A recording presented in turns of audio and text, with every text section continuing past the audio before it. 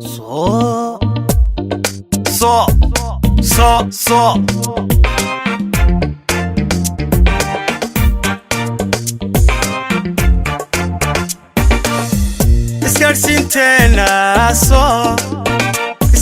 بسم الله الرحمن الرحيم نمدي داوديال waxa garabkayga ku sugan macalinka kooxda waa xool maxamed cabdi xasan gufindi oo ah macalinkii ku guuleystay tartankii xiriirka kubadda cagta Jamhuuriyadda Soomaaliya ee dhawaan ku soo afmeermay Hargeysa Stadium waxa leenahay macalinkii kooxdiisa hambalyo macalin ugu horeyn waxaad ka dareen celisaa bal tartanka iyo xaaladiisa kooxdaadu waxay ku ciyaaraysaa magaca maaliyadda shirkadda soo sidoo aragtaan shirkadda taageeradeeda iyo dhalinyarada dhammaan la garab taagantahay بسم الله الرحمن الرحيم نغفرين إلهي بمحله عبد الكريم محمد حرسي كابتن عبد الكريم أباكو سلام يا وندو هاي تاني دي سؤال سنة كتشوابين وحي فرحاضين كابتن كي جمانتي ورئيسانيو أو ورئيسي قاضيو يعني أدبي فرحاضي قلت هاي كنتي ترتنكي حير كوبادة عقتا سوى الماضي هرقي ستاديوم ترتن كاسوحة ترتن كسوق قيب قلان لبي صدن كوحود تمام كوحود هيرك كوبادة تمام kooxood heerka labaad iyo tamaam kooxood heerka saddexaad iyo laba kooxood oo ka soo baxay kooxii bacaadka la qabtay marka 22 kooxood buu ahaa tartankaas ayaanu ka qayb galnay tiimka saddexaanada xoolaha waxaan ku guuleysteen tartankii anagoo ku ciyaarinay ama finaanada tiimka xaalada xoolaha ku ciyaarinay matalayay shirkadda internetkeeda fiberka soo runtii aan halkan dabogaadin iyo hambalyo aan uga dirino aan leenahay aad ugu mahadsantiin runtii anaga marka horeba kamid ah dadka isticmaala adeega shirkadda hadaan habahda ciyaaraha ama gaar ahaan tiimka xaalada xoolaha marka aad baan uga mahadnaqnaa shirkadda soo tartankaana runtii guusha qayb ballaaran bay shirkadda ku lahayd oo uga mahadnaqnaa macalin ka waran ciyaartii finalku waxay ahayd ciyaar aad u xiiso badan sidoo kale shirkaddu waxay bixinaysay live streamkii oo inoo saamaxay internetka xawaariga badan sidoo aragtay ciyaarta dareenkeeda iyo shirkaddu adeega ay inoo saamaxday inuu sahlayeen daafaca caalamka dhan laga wadaado بسم الله الرحمن الرحيم runtii kulankii finalka waxa runtii kulan qof waliba ama team walba oo diyaar garow fadan u soo galay warwarna qof waliba uu qabay si natiijada ku dhamaan doonto maadaama labada teamba ay soo mareen marxalada adag runtii teamka la ciyaarnay wasaaradda cadaaladda halkan isaga macalinka Cabdilaahi teamka waa ka bogaadinay si fiican oo la ciyaareen wuxuu ahaa runtii kulan aad dareen dhow noogu lahaa anaguna taxadar badan sameynay dadkuna xiisab badan u qabeen kulanka daawadaan haday joogan dalka gudihiisa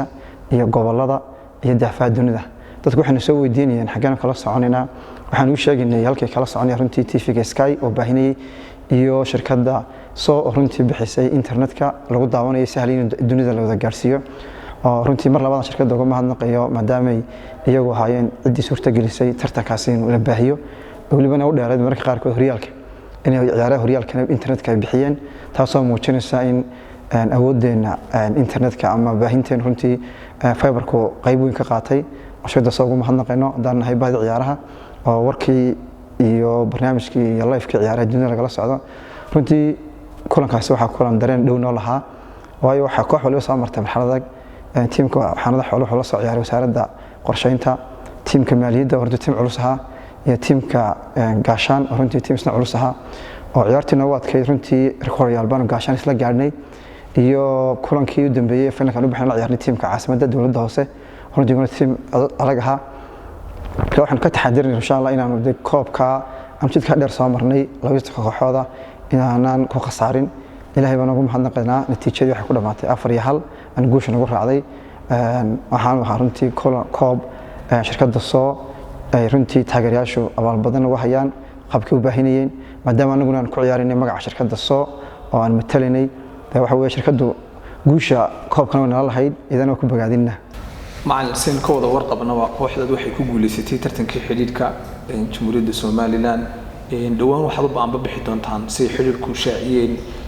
championki wadanka oo lagu qaban doono magaalada madaxda gobolka Saaxil ee Berbera bal waxaad ka warbixiysaa dareenka maxaad rajaynaysaa waxa kulli kooxa awood badan baad isku iman doontaan oo kooxdii horyaalka caasimadda ku guuleystay guudur baad ka sii horeysa iyo kulli kooxa gobolada ka iman la fudiidsan karin walow kooxdaada aan la fudiidsan ku guuleystay koobkii xiriirka bal maxaad rajaynaysaa ciyaarta koobka championka maxaad ka rajaynaysaa بسم الله الرحمن الرحيم waxaan markii hore rajeynayay insha Allah marka ciyaaruhu dhamaadaan in nasasho la geliyo laakiin haddana waxa dhacday inaan ka qayb galino horyaalkii championka gobolada amba horyaalka gobolada Somaliland kaas oo caasimadda ka tagi doona 3 kooxood kooxda horyaalka ku guuleysatay ee Goodir iyo kooxdii kaalinta gashay dawladda hoose iyo kooxda ku guuleysatay koobka xiriirka runtii kooxda waa xoola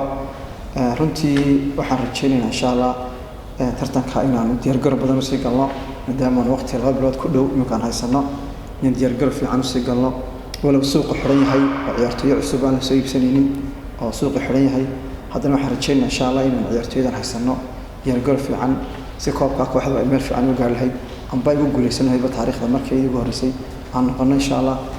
kooxaha la ciyaarayna waa koox runtii tartan xoog naga dhexmari doono ciyaartoyda xitaa kooxaha gobolada ka imanaya sida Awdal Saaxil Tawdheer Sanaag iyo Sool aan ahayn koox la ciyaarsan karo runtii goboladii kooxda ku guuleystay horyaaladooda yihiin marka koobkaasi wuxuu noqon doonaa koob aan diyaar garow fara badan insha Allah u galno waxaan kalsooni ku qabnaa insha Allah inaan natiijo wanaagsan arki keeni doono haddii Ilaahay qadaro waata daawada halka waxay noogu soo afmeernay wareysiga la yeelnay macalinka kooxda wasaaradda xanaanada iyo xoolaha ama waa xool hadba sida loo garan og yahay Maxamuud Cabdi Xasan Gufindi aan leenahay macallin aad baad u mahadsantahay waan kaaga mahadcelinaa waqtigaaga qaaliga aad noo soo hortay aad iyo aad baad mahadsantahay Horiya Cabdikariim Maxamed Xarsa Guji isgaarsiinteena soo